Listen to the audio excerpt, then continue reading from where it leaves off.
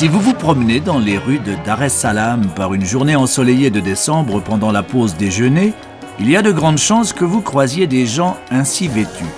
Voici un chasseur de lions vêtu de draps à carreaux, perdu au milieu des cartons. Une femme musulmane aux mains finement tatouées, absorbée par sa soupe. Un fonctionnaire en costume tropical chargé d'indispensables dossiers et de jeunes ouvriers distingués en Chanel et casques de chantier. Bref, il n'y a pas de doute, vous êtes bien arrivé en Tanzanie, union du Tanganyika et de Zanzibar, le pays des 122 ethnies et des 1001 vêtements qui vivent en paix, unis par la même langue au bord de l'océan Indien.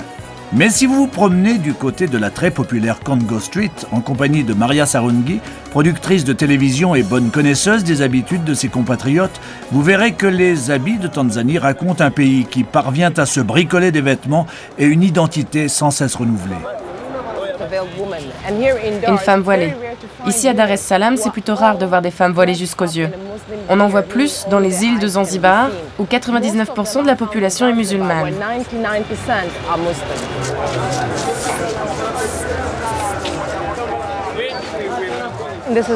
Ça, c'est une jeune femme moderne. Elle s'habille comme partout ailleurs dans le monde. Une paire de jeans, un petit haut, un sac branché, et la voilà partie.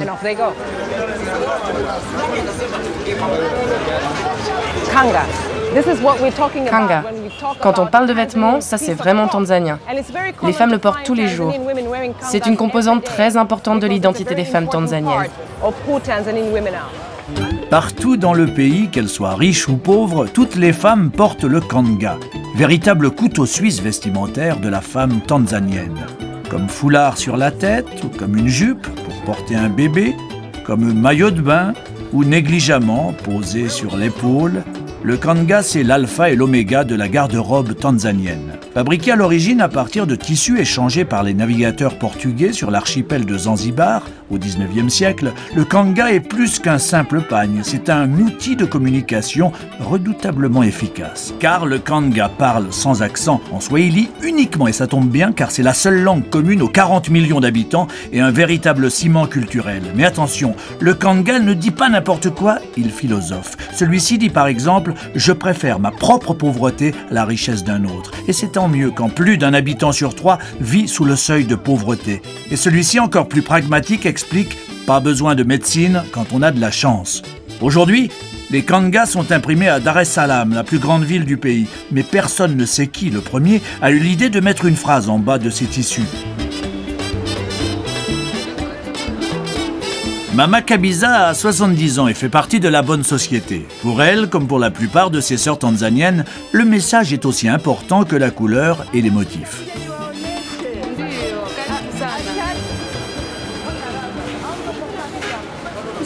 Ce kanga dit « il faut rendre grâce à Dieu ». C'est un kanga que l'on peut porter lors de funérailles. Vous voyez, c'est intéressant. Il y a les symboles traditionnels, les mangues, la croix. C'est un vieux modèle qui est réimprimé régulièrement.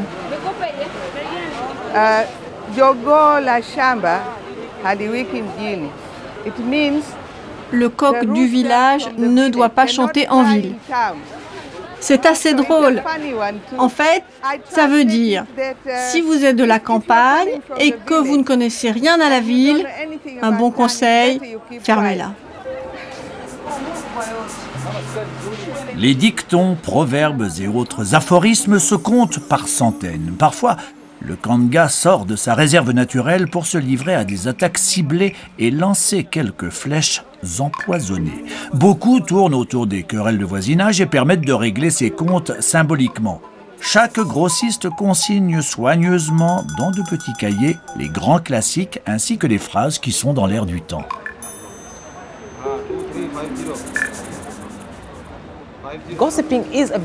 Le commérage est très important chez nous. Ça tourne toujours autour des mêmes histoires. Comment dire à ses voisins de s'occuper de leurs affaires? Comment les enfants doivent être éduqués? Et en fait, dans ces situations, le kanga désamorce les tensions. Si vous portez un kanga à destination de vos voisins, ou si vous leur offrez, vous évitez ainsi une confrontation directe. Le message est sur le kanga. Donc c'est plutôt un bon moyen pour apaiser les tensions. Mais parfois, ça s'envenime et les gens se renvoient des kangas et ça peut durer très longtemps. Une fois rentrée dans sa maison des beaux quartiers, Mama Kabisa, malgré son âge respectable, se sert de son kanga pour adresser un message assez direct.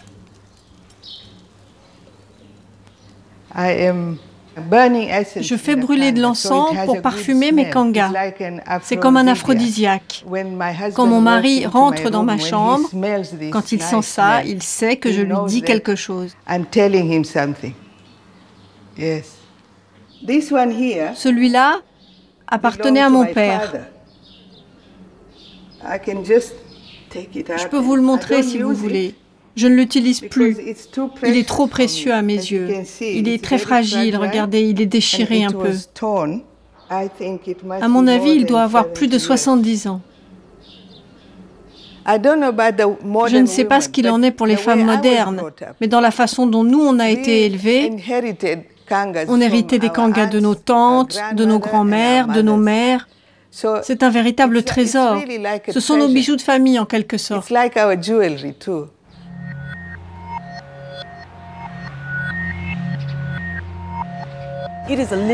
C'est un tissu vivant. Les gens vivent avec. Ils s'envoient des messages, ils naissent dedans, ils sont enterrés dedans.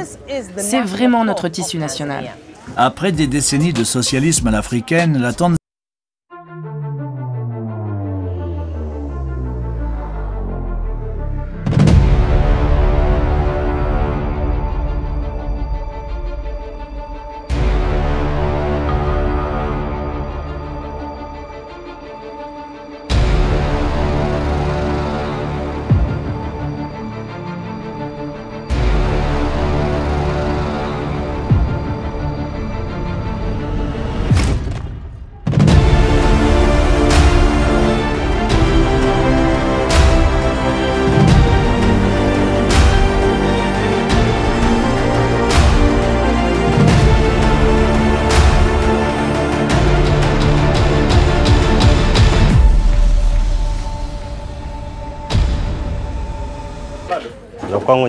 Pour les expressions sur les t-shirts, je puise mon inspiration dans plein de sources différentes. Cela peut venir d'un musicien ou d'une chanson que les gens aiment.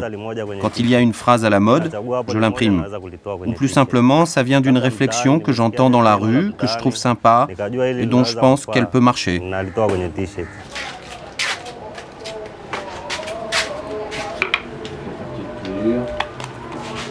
Un Tanzanien sur deux a moins de 20 ans et les t-shirts de Lucas ont très vite trouvé leur public. Entièrement faits à la main, suivant une technique de sérigraphie, les motifs sont imprimés couleur par couleur.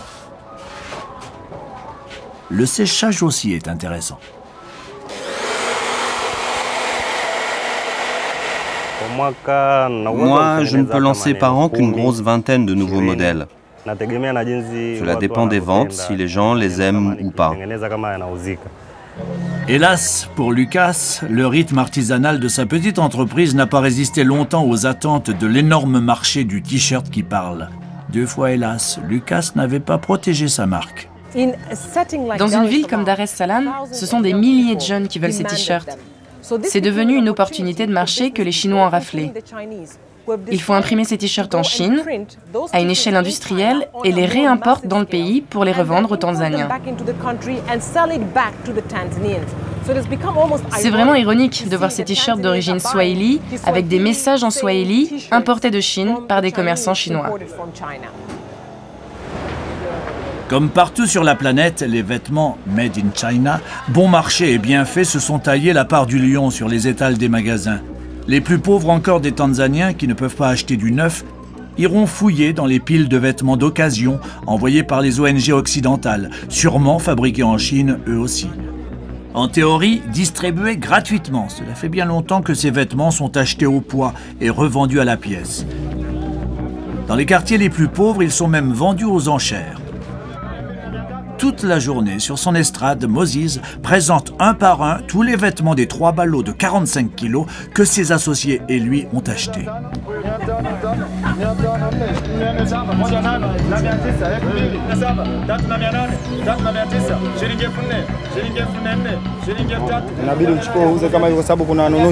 On a deux types de clients. Des revendeurs qui viennent de partout à la recherche de pièces précises qu'ils vont pouvoir revendre ailleurs. Et puis des gens du coin qui essayent de s'acheter des vêtements à bas prix pour les porter eux-mêmes. Quand je montre les vêtements, les premiers savent immédiatement si la pièce vaut le coup et s'ils vont pouvoir faire une bonne marge en la revendant dans les beaux quartiers. Les autres ne connaissent pas grand-chose aux vêtements et je peux leur mettre un truc très beau sous le nez, ils ne l'achèteront pas. Et quand les enchères flambent, l'ambiance chauffe. Mais l'histoire finit toujours bien. Les ventes aux enchères se déroulent le plus souvent dans les bidonvilles, où habitent les gens aux revenus les plus modestes. Du coup, elles font un peu office d'animation sociale. Les gens y assistent, ils peuvent se voir, sans forcément acheter. Mais au moins, il se passe quelque chose dans le quartier, alors c'est un bon endroit où traîner.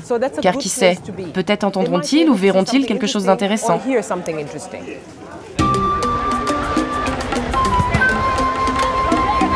Sur les plages animées se côtoient joyeusement tous les vêtements de Tanzanie, importés ou réimplantés, imprimés ou sérigraphiés. Tous sont différents, mais certains sont plus différents que d'autres. Vêtus de leur toge traditionnelle, les fiers et farouches guerriers Maasai, même au téléphone, affichent tranquillement leurs différences.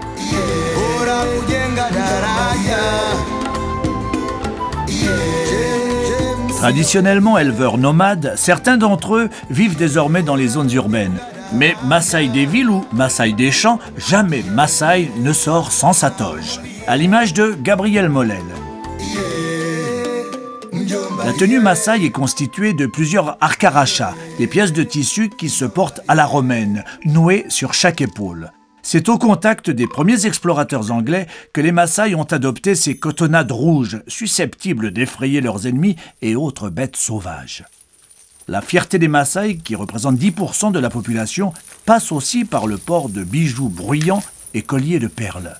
Le couteau et le bâton permettent de défendre l'honneur de sa tribu et surtout de son troupeau en toutes circonstances. Tu es dans la forêt et d'un coup tu n'arrives plus à marcher parce que celle-là est trop longue. Elle te gêne pour marcher. Alors tu prends le coin et tu le coinces là.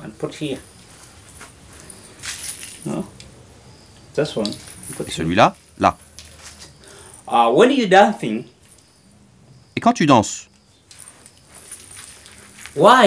pourquoi tu fais comme ça? Parce que tu veux montrer tes bijoux.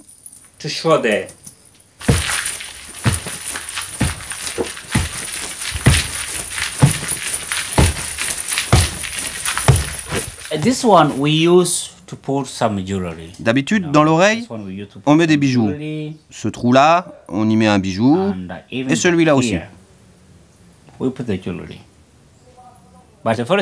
Mais la forêt, c'est dangereux, tu vois. Une branche peut s'accrocher facilement. Alors tu le caches comme ça. Ça, c'est la première façon. Et il y en a une deuxième, comme ça.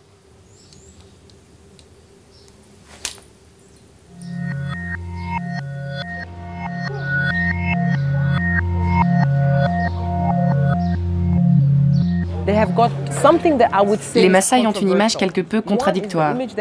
Tout d'abord, la société les perçoit comme des gens non civilisés. Il y a beaucoup de blagues sur le fait que les Maasai ne portent rien sous leur toge. On les voit comme des sauvages. En même temps, les gens en ont peur, car ils ont la réputation d'être des guerriers féroces. Et la plupart des Tanzaniens se méfient d'eux et gardent leur distance. Mais en arrivant en ville, les Maasai ont commencé à faire partie de la société. Peu qualifiés, les Maasai ont profité de cette prétendue férocité et se sont mis à monopoliser les emplois de gardiens de parking, vigiles et autres surveillants. Ce n'est pas le premier voleur venu qui risque d'effrayer le redoutable chasseur de lions. Irréductible de la toge et peu assimilé au reste de la société, le guerrier Maasai est paradoxalement devenu l'icône culturelle du pays. Plus pacifique en apparence et paradoxalement mieux intégré, voici les Indiens de Tanzanie. Arrivés dans les bagages des colonisateurs anglais au cours du 19e siècle, cette communauté compte aujourd'hui plus de 100 000 membres. Parmi eux, les Sikhs. pratiquent le sikhisme, qui impose des codes vestimentaires très stricts fondés sur la religion. Tous portent un turban qui cache soigneusement les cheveux, qu'on n'a pas plus le droit de couper que le moindre poil de barbe. Certains la laissent vivre au grand air, d'autres la portent roulée, remontée et coincée dans le turban pour faire plus élégant. Les plus jeunes ramènent leurs cheveux sur le devant de la tête en un joli chignon, moulé sous un foulard. À 70 ans passés, Surinder Singh est un patriarche influent de la communauté sikh. Sa famille est arrivée en Tanzanie en 1925. La mise quotidienne du turban est déjà une manifestation de foi. Il ne représente rien moins que l'honneur, l'estime de soi, le courage et la piété. Le sikhisme ne reconnaît pas le système des castes, proclame l'égalité entre l'homme et la femme et prône la tolérance et la fraternité. Outre le turban, les Sikhs doivent porter en permanence sur eux 5 objets dont les noms commencent par K. En premier, Kesh, les cheveux, la barbe. Pour les entretenir, le Kang, un petit peigne en bois qui se glisse dans le turban. Sous la tunique, kurta et le pyjama, on porte le Kachera, un caleçon long. Le kirpan est un poignard recourbé. Il symbolise la nécessité de défendre les plus faibles et de lutter contre l'obscurantisme. Ici, il n'est pas question de devenir gardien de parking. Enfin, le kara est un bracelet censé neutraliser l'orgueil et agir au nom du divin. Vous voilà habillé pour l'hiver avec le costume traditionnel des Sikhs indiens du Pendjab, à une nuance près qui s'est africanisée au fil des générations. Ça, c'est une photo de mon père et ma mère. Vous voyez, il porte le turban de manière différente de moi. Il le porte à l'indienne. Ça couvre les oreilles. Le turban est-africain ne fait que 5 mètres. On tourne autour de la tête jusqu'à ce qu'on arrive sur le haut de la tête et c'est tout. À la mode indienne, ils rassemblent 2 turbans ensemble pour en faire un très long. Ça leur fait une tête comme ça. Et eux, quand ils nous voient, ils savent que nous venons d'Afrique de l'Est.